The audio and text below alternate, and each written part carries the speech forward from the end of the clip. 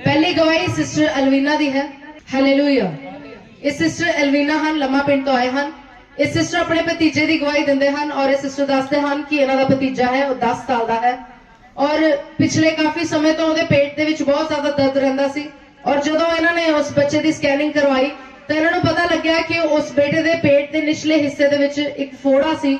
ਜੋ ਸਰੀਰ ਦੇ ਅੰਦਰ ਸੀ और इस सिस्टर ਦੱਸਦੇ ਹਨ कि वो ਫੋੜਾ ਇਹਨੂੰ बहुत ज्यादा ਤੰਗ ਕਰਦਾ ਸੀ ਜਿਹਦੇ ਕਾਰਨ ਉਹਦੇ ਬਾਡੀ ਦੇ ਵਿੱਚ ਬਹੁਤ ਜ਼ਿਆਦਾ ਦਰਦ ਰਹਿੰਦਾ ਸੀ और इस सिस्टर ਦੱਸਦੇ ਹਨ उस ਬੱਚੇ ਨੂੰ ਉੱਠਣ ਬੈਠਣ ਦੇ ਵਿੱਚ ਵੀ ਦਿੱਕਤ ਆਉਂਦੀ ਸੀ क्योंकि वो छोटा सी 10 साल का सी और बहुत ज्यादा समस्या ਨੂੰ महसूस करता सी और इस सिस्टर ਦੱਸਦੇ ਹਨ कि ਜਦੋਂ ਇਹਨਾਂ ਨੇ ਉਹਦੀ ਸਕੈਨਿੰਗ कराई ये बहुत घबरा गए ਇਹਨਾਂ ਦਾ परिवार सारा बहुत घबरा गया और ये ਜਦੋਂ चर्च ਦੇ ਵਿੱਚ आए ਇਹਨਾਂ ने पास्टर जी ਕੋਲੋਂ प्रेयर करवाई और पास्टर जी ने कहा कि वो बेटा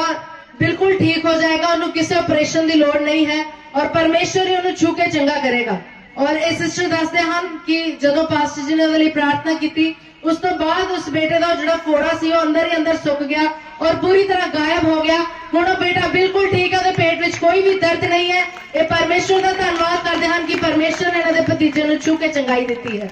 आओ असीं सब जन इस अद्भुत चंगाई दे लई परमेश्वर पिता का धन्यवाद करिए सब जन हत्थां नूं उठावांगे और खुदा का धन्यवाद करांगे अगली गवाही बेटी शिवांगी दी है ये बेटी शिवांगी है संतोखपुरा तो आई है और ये बेटी अपनी गवाही दे विच दसदी है कि पिछले दिनों ਦੇ ਵਿੱਚ बेटी अपने घर की गली ਦੇ ਵਿੱਚ जा रही सी कुछ काम करने ਦੇ ਲਈ और ये दसदी है कि एक जगह ਦੇ ਉੱਤੇ जाके खड़ी हो गई किसी ਦੇ ਨਾਲ ਗੱਲਾਂ ਕਰਨ ਲੱਗੀ और एक पासों ਦੀ ਇੱਕ बाइक आई और दूसरे पासों एक साइकिल ਸੀਗਾ और ये बेटी दसदी है कि ਉਹ ਦੋਨਾਂ ਨੇ ਇਹਦੇ ਵਿੱਚ टक्कर मारी और दोनों ही ਇਹਦੇ ਦੋਨਾਂ ਪੈਰਾਂ ਦੇ ਉੱਤੇ गिर गए लेकिन ये बेटी परमेश्वर का धन्यवाद करती है कि परमेश्वर ने ਇਹਨੂੰ ਕਿਸੇ ਵੀ तरह की सट तो बचाया है ये बेटी दसदी है कि एक पासे ਦੇ पैर ਦੇ ਉੱਤੇ ਇਹਦੇ पूरी तरह बाइक गिर चुकी सी और दूसरे पासे साइकिल सी लेकिन खुदा ने इन्हू बचा के रखा ये खुदा का धन्यवाद करती है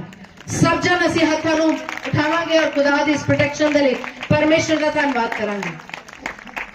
अगली गवाही सिस्टर रानी दी है ये सिस्टर रानी हन लम्मा पिंड तो आए हन और ये सिस्टर अपने बेटे अशरफ की गवाही दे रहे हैं और ये सिस्टर अपनी गवाही दे विच दसदे हन कि पिछले 1 साल तो लगातार इस बेटे नूं लूज मोशन की प्रॉब्लम सी और बार बार इन्हू लूज मोशन होंदे सी ठीक हो जाता सी फिर दोबारा इन्हू लूज मोशन लग जाते सी जिस कारण इस बेटे की बॉडी बहुत ज्यादा कमजोर हो चुकी सी और इस सिस्टर दसदे हैं कि पिछले महीने दे विच इस बेटे की कंडीशन लूज मोशन दे नाल इन्नी ज्यादा खराब हो गई कि इन्हू साह भी लेना नहीं सी बहुत मुश्किल सी साह भी नहीं सी लै पा रहा और इस सिस्टर दसदे हैं कि घबराहट दे विच इस बेटे नूं हॉस्पिटल दे विच लैके गए लेकिन जदों हॉस्पिटल पहुंचे तो डॉक्टर्स ने कहा कि इस बेटे विच साह बहुत घट हैं एक दो साई हैं असीं इसनूं एडमिट नहीं कर सकते हाँ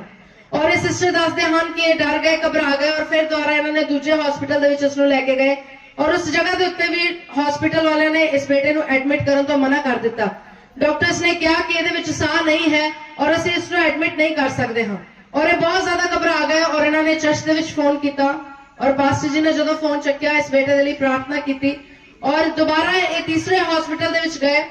और जदों हॉस्पिटल दे विच गए तो डॉक्टर्स ने कहा कि इहदे साह मुक चुके हैं एक दो साह हैं इहदे विच असीं वेंटीलेटर ते भी नहीं ला सकते क्योंकि सानूं इहदे विच साह नहीं नजर आ रहे और वो डॉक्टर्स ने कहा कि जे तुसीं बहुत इंसिस्ट करते हो तो एमरजेंसी विच आईसीयू च असीं रख लैंदे थोड़ी देर लई लेकिन इहदे विच कोई भी साह नहीं हैं और असीं इसनूं हॉस्पिटल विच एडमिट नहीं कर सकते हाँ और इस सिस्टर दसदे हैं कि जदों उस हॉस्पिटल दे विच आईसीयू दे विच सन तो इन्हां ने दोबारा पास्टर जी नूं फोन किया और प्रेयर करवाई और जो पास्टर ने प्रार्थना की इस बेटे लिए तो पास्टर जी ने इन्होंने दसिया कि मैं परमेश्वर नूं इस बेटे के सज्जे हाथ खड़े हुए देख रहा हाँ और इहदी पिठ के उत्ते मैं यहोवा दे हाथ नूं देख रहा हाँ और परमेश्वर ने इस बेटे नूं नवा जीवन दे दिता है मरेगा नहीं पर परमेश्वर ने इसनूं नवा जीवन दे दिता है और इस सिस्टर दसदे हैं अपनी गवाही दे विच कि दोपहर नूं 2 बजे जदों पास्टर जी इन्हां दे कोल हॉस्पिटल दे विच गए उस समय बेटा उठ के आप खाना खा रहा सी ये परमेश्वर का धन्यवाद करते हैं कि परमेश्वर ने इन्हां दे बेटे नूं नवा जीवन दिता है आओ असीं सब जन अपने हत्थां नूं उठा के परमेश्वर दे सानूं अनुग्रह दे लई ओहदी इस दया दे लई खुदा दा धन्नवाद करिए सब जन